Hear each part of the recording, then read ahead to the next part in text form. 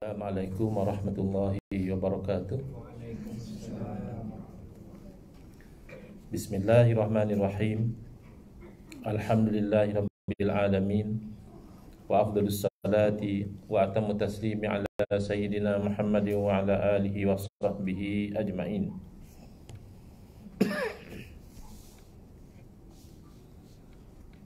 Rabbi syrah li sadri wa yassir li amri wa halul 'uqdatam min lisani yafqahu qawli.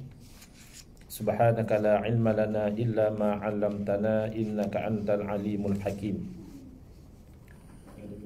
Allahumma akhrijna min zulumatil wahmi wa akrimna binuril fahmi waftah 'alaina bima'rifatil ilmi wa sahhil akhlaqana bil hilm waj'alna mimman yastami'una al-qawla fayattabi'una ahsana.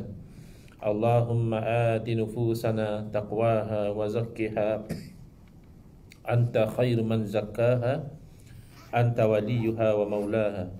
Allahumma arinal haqqa haqqan warzuqna ittiba'a wa arinal batila batilan warzuqna ijtinaba. Allahumma anfa'na bima 'allamtana wa 'allimna ma yanfa'una wa zidna ilman wa huda amma ba'd. Alhamdulillah, pengerusi majlis, Fadil Ustaz Hari, tuan-puan yang saya hormati, moga-moga kita semua dirahmati dan diberkati oleh Allah Subhanahu Wa Taala, dan moga-moga kita semua dikurniakan oleh Allah kefahaman yang baik di dalam urusan agama dan keikhlasan yang menyeluruh di dalam menuju kepada ridha Allah Subhanahu Wa Taala. Alhamdulillah, pagi ini insyaAllah kita akan menyambung pengajian kuliah 2 kali sebulan menggunakan kitab Kekeliruan Umat. Inilah jawapannya, susunan Al-Fadhil Ustaz Muhadhir bin Haji Jul Hafizahullah Ta'ala wa nafa'ana bihi wa bi'ulumihi fid daraini amin. Kita sampai ke muka surat 50, akan masuk ke bab yang ketiga. Selesai kita Alhamdulillah 2 bab, iaitu bab yang pertama berkaitan tentang bid'ah, yang mana secara rumusannya kita telah terangkan bahawa tidak semua perkara bid'ah itu sesat, sebagaimana yang disangkakan oleh sebahagian. Para ulama membahagikan bid'ah kepada 2. Yang selari dengan syariat itu disebut bid'ah hasanah, perkara baru yang baik. Sementara yang bercanggah dengan syariat, iaitu disebut bid'ah sayyi'ah, perkara baru yang buruk. Lalu ada sangkaan orang menyangkakan ikut sunnah bererti kalau Nabi SAW tak buat, kita jangan buat. Kan ada orang cakap macam itu. Kita kena ikut sunnah. Kalau Nabi tak buat, kita tak payah buat lah. Nabi tak pernah sambut maulid, kita jangan sambut maulid. Nabi tak ada buat tahlil arwah, kita jangan buat tahlil arwah. Nabi semayang tak ada usalli, kita jangan usalli. Lalu kita telah terangkan dalam bab yang kedua bahawa melarang sesuatu perbuatan dengan alasan semata-mata kerana Nabi SAW tak buat, iaitu bercanggah dengan Quran, bercanggah dengan hadis, dan bercanggah dengan ilmu usul fiqh. Bercanggah dengan Quran, kerana dalam Al-Quran jelas Allah berfirman, wa ma atakumur rasulu fakhuzuhu wa ma nahakum anhu fantahu. Apa yang dibawa kepada kamu oleh Rasul, maka hendaklah kamu ambil. Maknanya kita kena terima. Jangan kita tolak apa yang Nabi bawa. Kalau kita tak mampu buat, itu cerita lain, kita mohon ampun kepada Allah. Tapi tolak tak boleh. Wa ma nahakum anhu fantahu. Dan apa yang baginda larang kamu daripada melakukannya, hendaklah kamu berhenti. Jadi jelas Al-Quran sebut wa ma nahakum, apa yang baginda larang. Quran tak kata wa ma lam yaf'alhu, apa yang Nabi tak buat kamu kena berhenti, tidak. Apa yang Nabi larang. Begitu juga dalam hadis Nabi SAW bersabda, ma nahaitukum anhu fajtanibuhu. Apa yang saya telah larang kamu daripada melakukannya, hendaklah kamu jauhi perkara yang dilarang itu. Nabi juga guna istilah larang. Nabi tak kata apa yang saya tak buat, kamu kena jauhi. Tidak, apa yang saya larang. Kemudian bercanggah dengan ilmu usul fiqh, kerana dalam ilmu usul fiqh, perbuatan Nabi SAW itu hanyalah salah satu sumber hukum. Bukan satu-satunya sumber hukum. Ayat Quran sumber hukum, ijma' ulama sumber hukum, qiyas sumber hukum, sunnah pun boleh bagi pada 3, sunnah perkataan, sunnah perbuatan dan sunnah periktirafan. Jadi kalau dia kata Nabi SAW tak buat, kita tak boleh buat, seolah-olah sunnah tu sumber hukum tu hanya perbuatan Nabi satu saja. Ini keliru. Lalu bab yang ketiga yang kita akan masuk pada hari ini sebenarnya masih ada kaitan dengan bab yang pertama dan juga bab yang kedua. Kerana orang-orang ini mereka kadang-kadang masih berdegil setelah kita terangkan dengan dalilnya dan sebagainya. Maka dia kata, kamu pakai kaedah satu perkara asalkan baik kita boleh buat. Kan dalam bab bidah macam tu. Tak semestinya baru, tak boleh buat. Kalau baik kita boleh buat. Dia kata kalau asalkan baik boleh buat, kenapa kamu tak sembahyang subuh 4 rakaat? Dia hujah macam itu. Saya memang pernah berdepan dengan soalan macam itu ketika kuliah online. Masuk soalan, ustaz kata asal baik boleh buat. Kenapa tak sembahyang subuh 4 rakaat? Ini kaitan dengan bab ketiga ni. Bila kita katakan asalkan baik boleh buat, ialah asalkan baik menurut hukum syarak. Bukan ikut fikiran kita semata-mata. Kalau fikiran kita fikir, sembahyang ni kan baik.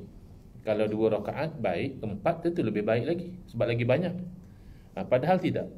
Sembahyang subuh 4 rakaat tak baik. Kenapa? Soalannya, kenapa? Kerana ibadah itu terbahagi 2. Yang pertama adalah ibadah yang terikat dengan waktu, tempat, bilangan, cara atau keadaan tertentu. Sementara jenis yang kedua adalah ibadah yang tidak terikat dengan waktu, dengan tempat, bilangan, cara atau keadaan. Contoh yang pertama, ibadah yang terikat dengan waktu. Ini paling simple lah, solat. Kan kita tak boleh solat 2 waktu. Kita jangkakan dengan hari ni kita sibuk banyak urusan, kita sembahyang zuhur siap-siap, boleh tak? Kan tak boleh, tak sah. Haram kita sembahyang 2 waktu. Kecuali kalau syariat sendiri beri kelonggaran. Macam orang musafir, kalau dia jamak takdim, maknanya belum masuk waktu dia dah solat. Dia solat asar dalam waktu zuhur. Ataupun dia jamak takhir, dia sembahyang zuhur dalam waktu asar, waktu zuhur dah habis baru dia sembahyang. Itu pengecualian, tak apa. Tapi secara umum kalau kita sembahyang di 2 waktu, sembahyang kita itu tidak sah. Ada juga yang diikat dengan tempat, Kalau sembahyang tak, dia fleksibel. Nak sembahyang di Sentul boleh, nak sembahyang di Shah Alam boleh, nak sembahyang di London boleh asalkan masuk waktu, nak sembahyang di US pun boleh asalkan masuk waktu. Tapi ada juga ibadah dia hanya boleh buat di tempat tu je. Buat tempat lain dilarang, tak sah. Contohnya haji. Haji dia kena buat di Kaabah. Tak boleh, even kita nak buat haji di Madinah misalnya. Madinah pun tanah suci. So kita nak buat haji di Madinah tak boleh. Sebab itu ada satu ajaran namanya ajaran Taslim di Pulau Pinang. Dia buat haji di Pulau Pinang. Itu haram hukumnya. Kerana haji diikat dengan tempat. Sudah. Jadi kalau dibuat tempat yang berbeza, itu haram dan tidak sah. Jangan kata haji itu di Makkah. Bahkan misalnya wukuf, kan kita tahu wukuf di mana tuan-tuan? Di Padang Arafah. Katalah orang ni dia sampai sana, dia tengok Arafah ramai orang. So dia kata saya nak berfikir di luar kotak. Dia kata asalkan kita ikhlas kerana Allah, saya wukuf di Mina lah, sebab Mina tak ramai orang. Itu bukan berfikir di luar kotak, itu berfikir di luar otak. Sebab kalau dia wukuf di tempat lain, tak sah haji dia. Wukuf mesti di Arafah. Di Mina tu namanya mabit, melontar di jamrah dan sebagainya. Yang ketiga, ada ibadah yang diikat dengan bilangan. Ni cerita tadi, sembahyang diikat dengan bilangan rakaat. Maka kalau kita sengaja sembahyang subuh 1 rakaat, atau kita sengaja sembahyang subuh 4 rakaat, dua-dua tak baik. Dia dah ikat subuh 2, zuhur 4, asar 4, maghrib 3, isyak 2. Kecuali sebagaimana tadi juga, syariat sendiri yang bagi kelonggaran. Macam orang musafir, dia boleh qasar. Yang 4 jadi 2. Itu pun yang 2 jadi 1 tak boleh. Saya musafir, solat subuh 1 rakaat pun tak boleh juga. Dia kena follow. Tuan pun batuk je musim sekarang ni. Cuaca ke apa, dia cepat nak batuk.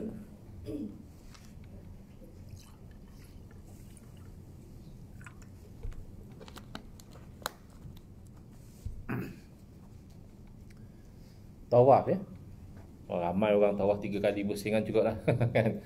Janji saya ikhlas kerana Allah. Ya ikhlas bagus, tapi dah tawaf kena 7 kali.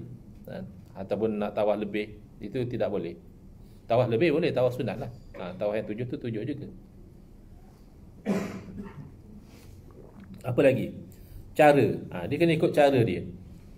Contohnya kita semayang. Macam mana cara kita semayang? Ia berdiri. Kalau kita semayang duduk tak sah, kecuali kalau kita uzur. Dan cara dia kita rokok dulu, baru kita i'tidal dan kita sujud. Cemuh ya, asyik semayang macam tu kita sujud dululah. Nanti bangkit pada sujud baru kita rokok. Tak boleh. Dia ada cara dia. Dan ada yang keadaan ya. Contohnya ibadah solat kena keadaan suci daripada hadas. Kalau kita semayang tak ada wudu tak sah. Kena keadaan dia menutup aurat, kena keadaannya menghadap kiblat. Berbeza dengan ibadah jenis yang kedua. Ibadah jenis yang kedua ni lah yang kita kata asalkan baik kita boleh buat. Ya. Contohnya apa? Zikir. Contohnya selawat. Contohnya doa. Contohnya baca Quran. Ini semua ibadah tak? Ibadah. Tapi diikat tak dengan waktu? Nak berzikir bila? Bila-bila yang kita lapang lah. Ada orang dia pagi dia ada waktu lapang, dia zikir waktu pagi. Ada orang pagi dia sibuk nak pergi kerja, malam dia ada lapang, zikir waktu malam. Bahkan ada orang sibuk sangat, dia hanya zikir waktu memandu. Boleh. Tak perlu diikat dengan waktu. Tempat pun sama juga. Secara umumnya kita nak berzikir di mana? Di rumah boleh, di tempat kerja boleh zikir, di masjid boleh zikir, ya, di dalam kereta boleh zikir, boleh selawat. Lebih-lebih lagi kita di KL ni kan selalu jam. Bila jam, masa kita habis atas jalan. Daripada kita mengelamun atau lebih parah lagi maki hamun orang. Kadang kita jam ni kita cepat nak maki orang. Ini pula yang potong queue. Kita dah beratur lama